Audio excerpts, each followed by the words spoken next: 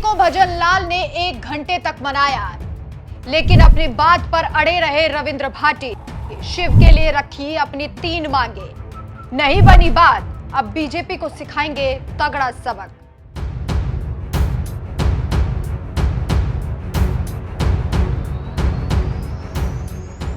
नमस्कार, मैं हूं आपके साथ राखी लांबा और आप देख रहे हैं न्यूज एक्सप्रेस। देश में जब भी कहीं भी कोई भी चुनाव होता है, चाहे वो विधानसभा का चुनाव हो या फिर लोकसभा का, हर राज्य में निर्दलियों और बागियों ने किंग मेकर की भूमिका निभाई है।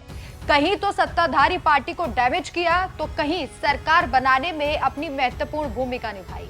बीते 5 राज्यों के विधानसभा चुनावों में भी आपने बखूबी देखा होगा कि कैसे राजस्थान में और अन्य जगहों पर बागियों और निर्दलियों ने बीजेपी और कांग्रेस दोनों के माथे पर चिंता की लकीरें खींच दी थी। और अब एक बार फिर से उसी राजस्थान में निर्दलीय और बागी बीजेपी को खून के आंसू रुलाने के लिए तैयार है।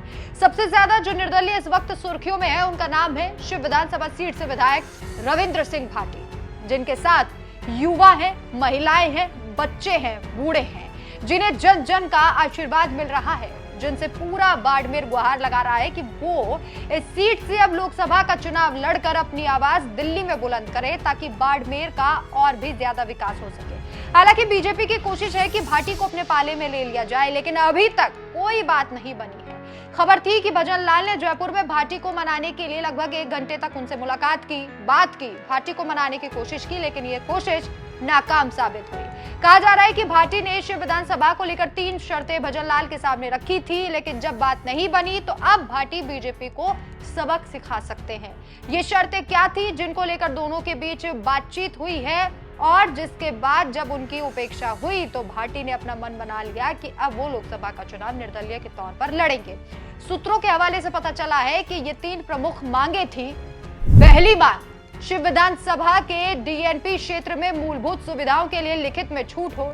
दूसरी मांग, औरण भूमिका को देवी देवताओं के नाम पर रिजर्व औरण में दर्ज करवाना। तीसरी मांग, बाड़मेर जैसलमेर लोकसभा क्षेत्र में काम करने वाली ऑयल और सोलर एवं विंड पावर कंपनियों में 75% रोजगार स्थानीय युवाओं को मिले।